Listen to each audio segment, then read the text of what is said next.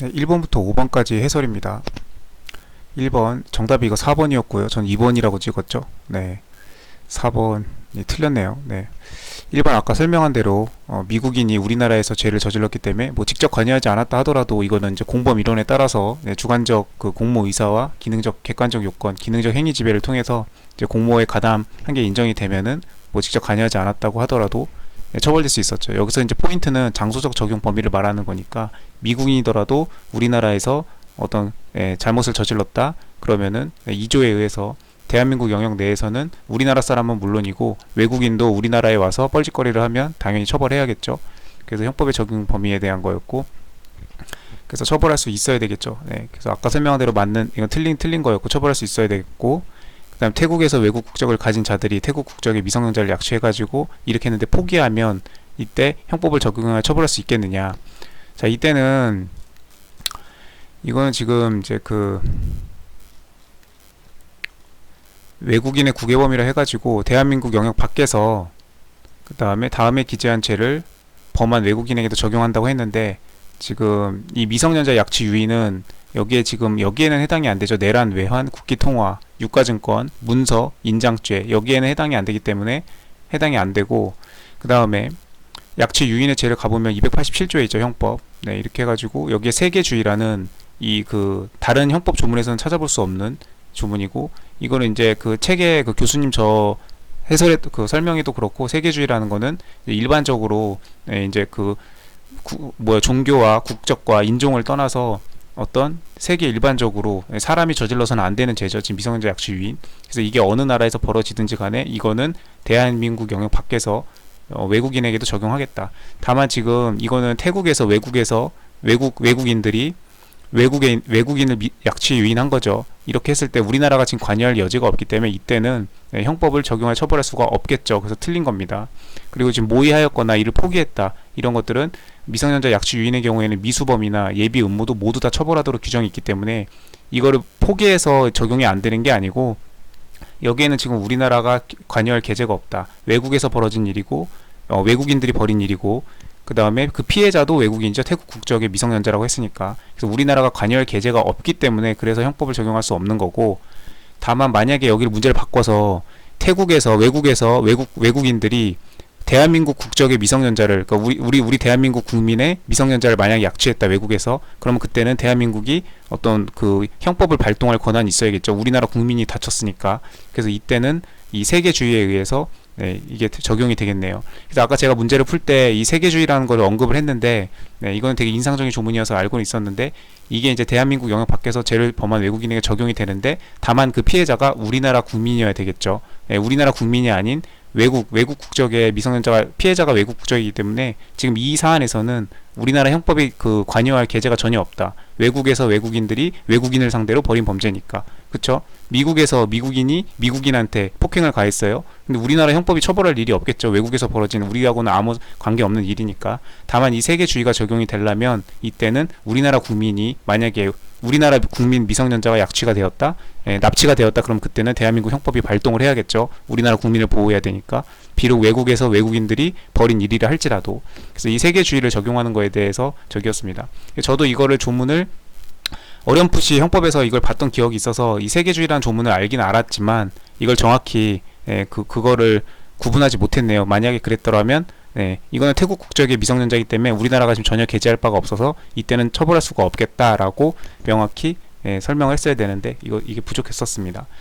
오늘부터 확실히 알면 되죠. 그리고 한 가지 더 추가할 거는, 모의하였거나 포기한 경우에도 미성년자 약취 유인은 인신매매, 너무나 무서운 죄들이죠. 너무나 무서운 죄들이기 때문에 이런 것들은 미수범, 예비 음모 모두 다 처벌하는 규정이 다 이렇게 있다는 거 한 번쯤 다시 눈도장 찍고 넘어가면 좋겠네요. 그래서 틀린 지문이었고, 3번은 아까 설명한 대로 일본 시민권을 가진 자가 일본에서 위조 사무소를 이렇게 했으면 지금 2번이랑 똑같죠. 외국에서 외국인을 상대로 뭐 이렇게 범죄를 저질른들 우리나라하고는 전혀 상관이 없죠.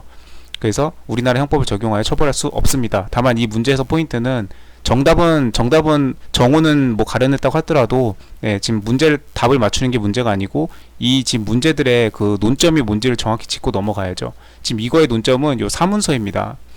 여기 지금 외국인의 국외범에서 대한민국 영역 외에서 죄를 범한 외국인에는 기본적으로 우리나라가 관여할 바가 아니죠. 다만 이 경우에는 우리나라가 관여를 하는 건데, 문서에 관한 죄를 보면 225조 내지 230조에 대해서 관여를 한다고 나와 있습니다. 우리나라 바뀜에도 불구하고 외국인에게.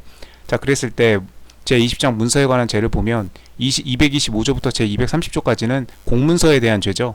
네, 그래서 공문서의 경우에는 외국에서 우리나라가 아닌 대한민국 밖에서 외국인들이 죄를 저질러도 그 공문서가 우리나라 공문서에 해당하는 거라면 우리나라가 관여할 여지가 있겠죠. 아까 여기서 태국 국적이 아니라 대한민국 국적의 미성년자를 만약 약취했다면 그때는 우리나라 형법이 적용이 되죠.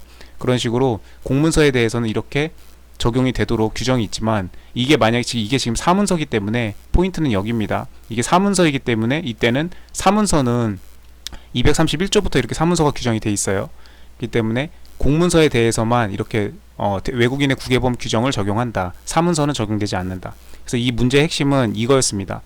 그래서 이 사문서 공문서 내용이 만약에 일본 이 문서의 내용 자체가 우리나라와 관계없는 거였다면 당연히 우리나라가 우리나라 형법이 적용될 여지가 전혀 없죠. 근데 다만 일본 외국인이 외국에서 만약에 우리나라 문서에 대해서 만약에 뻘짓을 했다, 그럴 때는 우리나라 형법이 작용할 여지가 있겠죠. 다만 그거는 공문서에 한한다. 여기 지금 죄가 이렇게 되어 있죠. 문서에 관한 죄 중 이렇게, 그래서 공문서에 대해서만 우리나라 형법이 적용된다. 여기는 지금 사문서이기 때문에 우리나라 형법을 적용할 처벌할 수가 없겠네요. 그래서 틀린 지문이죠. 반대로 설명했으니까 1번, 2번, 3번이 그래서 다 틀린 거고, 4번은 이거는 이제 형법의 장소적 적용 범위라기보다는 이 1번, 2번, 3번은 정확히 형법의 장소적 적용 범위에 대해서 이론적인 부분이었고, 조문을 잘 해석할 수 있는지 알고 있는지 묻는 거였고, 정답은 4번이고, 이걸 잘 모르더라도 이게 지금 전원합의체 판례더라고요. 전원합의체 판례는 너무나 중요한 판례이기 때문에 이 판례만 알았더라면 1번, 2번, 3번을 헷갈리더라도 4번으로 정확히 이게 맞다는 거를, 정답이 이게 맞는 거니까 이게 맞다는 거를 정확히 판별할 수 있었어야겠습니다. 저는 아까 이거를 형의 산입의 대상이 된다고 봐서 그럼 이거 틀린 지문이네 라고 했는데 형의 산입의 대상이 되지 않습니다. 그래서 4번이 맞는 지문이었어요. 자, 이거는 2017년도 전원합의체 판결이었고, 이렇게 해서 외국에서 이렇게 대해서는 형에 산입한다. 왜냐면 외국에서 형을 살고 왔는데 우리나라에서 또 똑같이 형을 사는 거는 부당하죠.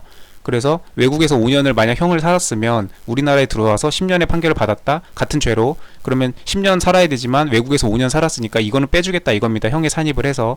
자, 원칙은 그렇게 하는데 지금 이 경우는 형에 산입이 대상이 되지 않는다는 겁니다. 왜냐면은 지금 이게 이렇게 형에 산입을 해줄 수 있는 거는 유죄 판결에 의해서 이렇게 실제로 형이 집행된 사람을 말한다고 해석해야 된다. 그러니까 이거에 대해서 이제 대법관들이 의견이 갈린 거예요. 그래서 어쨌든 다수 의견은 외국 유죄 판결에 의해서 실제로 집행된 거를 말하는 거기 때문에 이 경우에 한해서 형을 산입하는 거고, 지금 이거는 무죄 판결 받은 거죠. 네. 이제 판결을 받기까지 이제 그 법원에 이제 그 구속 수사, 불구속 수사 있죠. 그렇기 때문에 구속된 상태로 있었던 거예요. 재판을 받았던 거예요.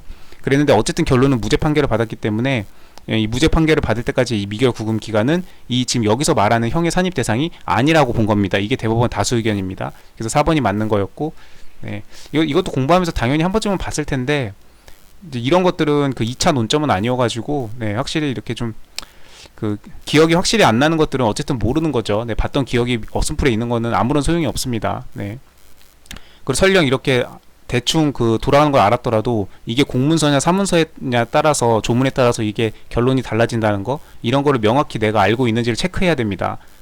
답을 맞췄다고 다 된 게 아니고, 답을 틀렸다고 뭐 저기 한 것도 아니고, 하나하나를 분석해서 그런 걸 아는, 논점들을 아는 게 중요하죠.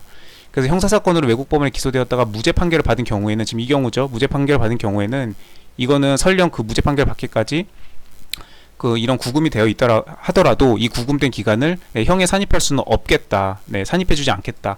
그럼 만약 이 경우에는 이게 지금 실제 사안이 이 필리핀 법원에서 약 5년 가량을 구속돼 있다가 무죄 판결을 받았어요. 무죄 판결 받았으니까 이제 우리나라로 돌아올 수 있었겠죠. 우리나라로 돌아왔는데 우리나라에서도 이제 그 죄로 인해서 기소가 된 겁니다. 우리나라 사람이 외국에 가서, 필리핀 가서 죄를 저지르고 다니면, 이게 살인죄였어요. 그것도 죄를 저지르고 다니면 당연히 우리나라에 와가지고 처벌을 받아야 됩니다. 우리나라 사람이 가서 한 거니까. 대한민국 국민에게, 모든 대한민국 국민에게 대한민국 형법의 그 효력이 미치죠. 그렇기 때문에 10년형을 선고받았는데 이미 지금 필리핀 법원에서 구속이 5년 동안 됐잖아요. 그럼 그 5년은 빼줘야 되는 거 아니냐. 어쨌든 유죄 판결을 받았든 무죄 판결을 받았든 나는 구금돼 있었는데 내 자유가 박탈되어 있었는데 그렇게 이제 피고